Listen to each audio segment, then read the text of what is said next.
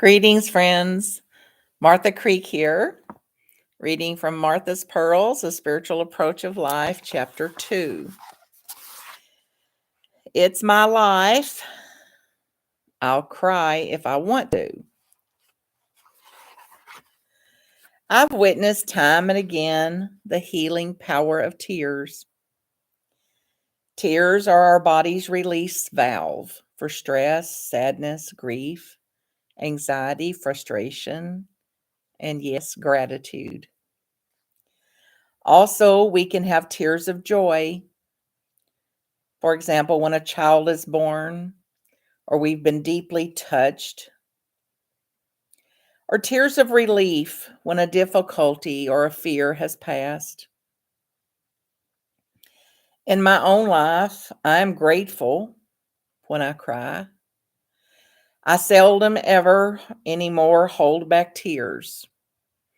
I've been criticized as a public speaker for shedding tears, and I've been acclaimed for shedding tears while professionally speaking.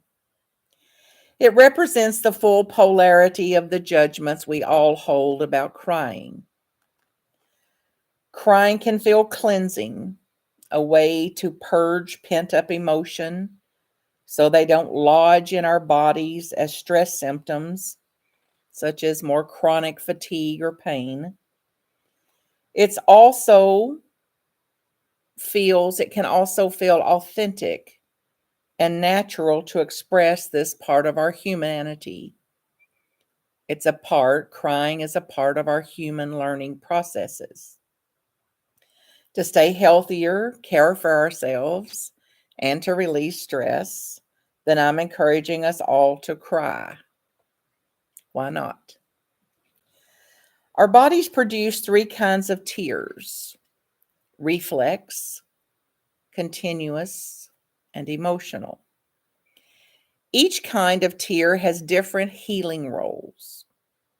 For instance, reflex tears allow our eyes to clear out noxious particles when they're irritated by smoke or exhaust, for example.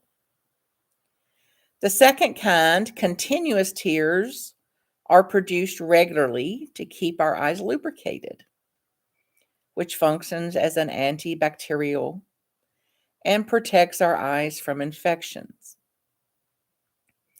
Typically, after crying, our breathing and heart rate decrease.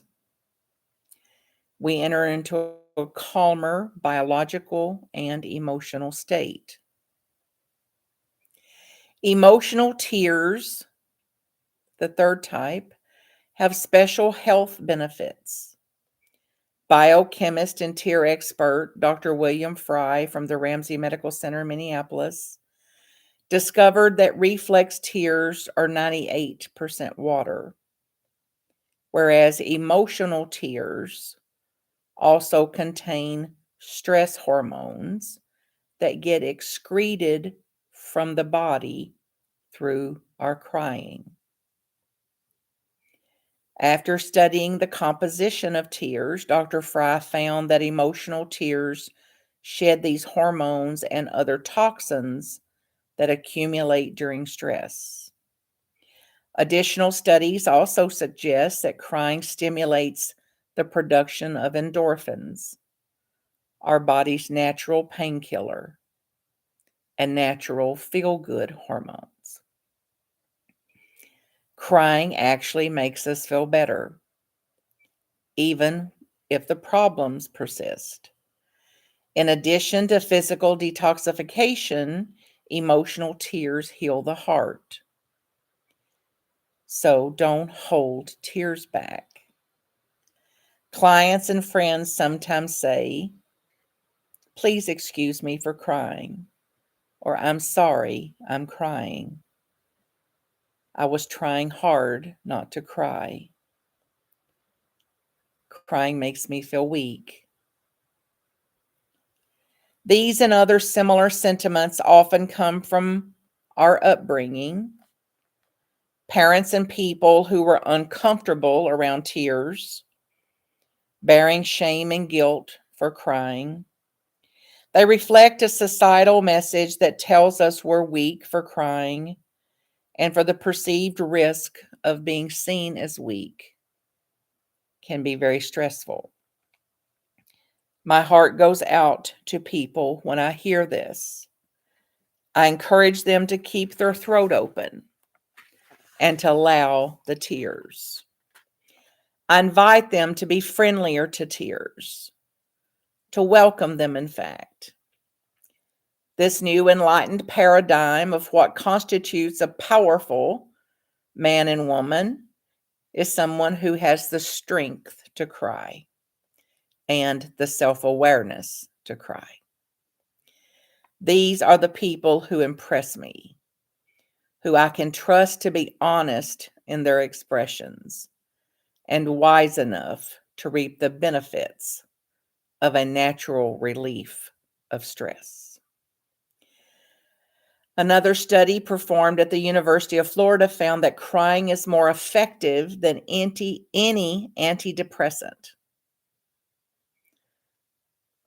Crying is more effective than any antidepressant on the market. A good cry improved the mood of 88.8% of weepers. 88.8% of criers had an improved mood after crying. And only 8.4% reported that crying made them feel worse.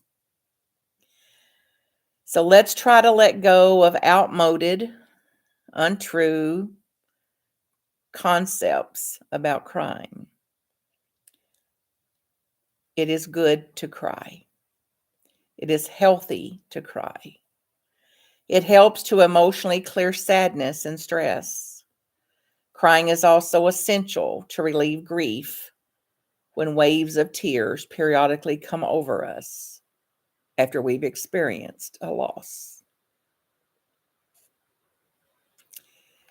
Tears help us process the loss so we can keep living with open hearts. Otherwise, we are set up for depression if we suppress these very potent feelings.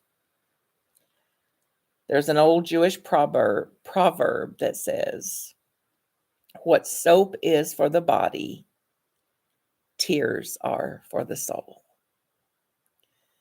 Crying is my prescription. Take as needed and enjoy the relief, less pain, less stress, and heart healing. Blessings, friends. May you experience crying more freely.